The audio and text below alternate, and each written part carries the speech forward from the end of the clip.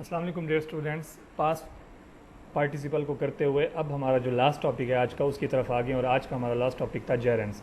बच्चों, what is gerund?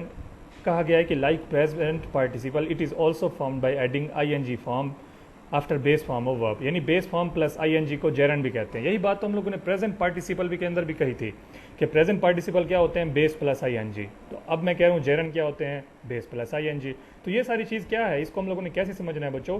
ये different इस वजह से होते हैं कि इनके फंक्शन होते हैं कुछ। अगर हमारे पास प्रेजेंट पार्टिसिपल को हम देखें तो वो हमारे पास एज अ वर्ब यूज हो रही होती है या एज एन एडजेक्टिव यूज हो रही होती है, ठीक है। लेकिन अगर हम लोग जेरन की बात करें तो ये सब्जेक्ट के तौर पे भी यूज हो सकते हैं। फॉर एग्जांपल, पहली एग्जांपल आप देखें, अगर रीडिंग इज रिलैक्सिंग, कि रिलैक्स हम कब होते हैं, जब हम रीडिंग करते हैं। तो रीडिंग क्या हुआ, सब्जेक्ट हुआ। तो क्योंकि जेरन आईएनजी फॉर्म जो है हमारी वो सब्जेक्ट के तौर पे यूज हो रही है, इस वजह से हम इसे क्या कहेंगे, जेरन। इसी तरह writing is an exchange of ideas, तो यहाँ पर भी हमारे पास एज एन सब्जेक्ट यूज हो रही है, इसी वजह से हम इसको भी क्या कहेंगे बच्चों, जेरन कहेंगे, ठीक है।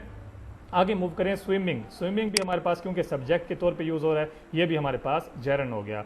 फीलिंग, ये भी। अच्छा बच्चों, एक आसान सा भी आपको मैं जो है वो बताता जाऊं कि अगर हमारे पास इसकी उर्दू करने से आईएनजी फॉर्म के एंड में नून अलिफ ना की साउंड आ रही हो तो ये हमारे पास जेरन होते हैं। For example, reading, reading mean पढ़ना, राइटिंग लिखना, स्विमिंग तैरना, फीलिंग भरना, ना की साउंड आ रही है ना बच्चों, ये सारे के सारे हमारे पास क्या होते हैं, जेरन होते हैं, ठीक है। इसी तरह अगर आप कहें कि सर उनमें हमें चेक करके बताएं, तो जैसे मैं कहूँ ही इज राइटिंग, वो लिख रहा है बच्चों, तो अब ना की साउंड तो नहीं आई ना। अगर हम लोग ट्रिक ही लगाना चाहें तो तभी वो हमारा जो है वो प्रेजेंट पार्टिसिपल है, ठीक है। इसी तरह अगर आप ये कहें a rolling stone gathers no moss, इसकी उर्दू कर लें तो इसका मतलब एक लड़कते हुए जो पत्थर होता है उसका कोई भी वजन नहीं होता। वैसे वो है तो एक मोरल स्टोरी का, उसका लिटरल मीनिंग कुछ और ही है, लेकिन मैं वैसे आपको बता रहा हूँ कि अगर आप उसकी उर्दू करो तो उसकी उर्दू के अंदर ना की साउंड नहीं आ रही, एज एन एडजेक्टिव यूज करने से भी ना की साउंड नहीं आ रही, तो इसी वजह से वो जेरन नहीं है। यहाँ पे हमारे पास आ रही है तो ये जेरन है।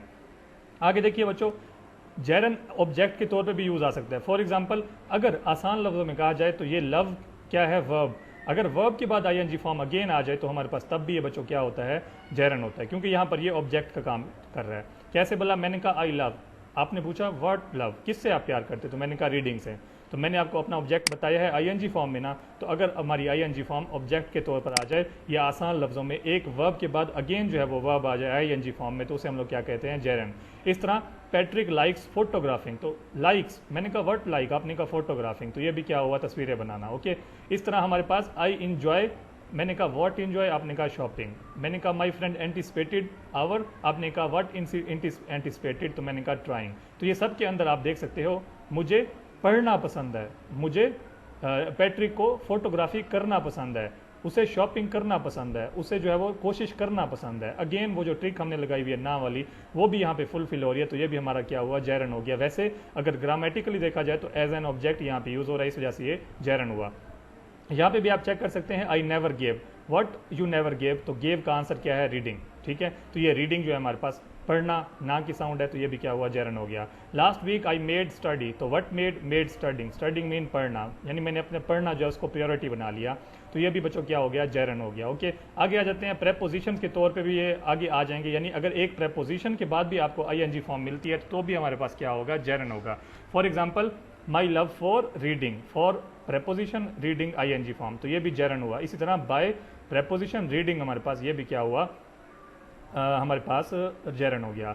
इसी तरह इनकी उर्दू करके देख लें, बाय रीडिंग, पढ़ने से, ने की साउंड आ गई, माई लव फॉर रीडिंग, यानी कि पढ़ाई करने से, करने से ने की साउंड आ गई दोबारा, ये भी हमारे पास क्या हो गया, जेरन। और आसान क्या है कि अगर प्रेपोजिशन यानी इन, एट, द, अंडर वगैरह वगैरह, द नहीं सॉरी, अंडर, एट, ये सारे इनके बाद अगर आईएनजी फॉर्म आती है तो ये भी क्या होंगे, जेरन होंगे। इसी तरह यहाँ पे भी आप चेक कर सकते हैं, हर जॉय इन प्रिपेयरिंग, तो बच्चों जॉय के बाद इन क्या है, प्रेपोजिशन, प्रेपोजिशन के बाद आईएनजी फॉर्म, तो ये भी हमारा क्या हुआ, जेरन हुआ। इस तरह सिंस कंप्लीटिंग, सिंस हमारा बच्चों क्या होता है, प्रेपोजिशन, उसके बाद आईएनजी फॉर्म, इसे भी हम लोग क्या कहेंगे, जेरन कहेंगे, ओके।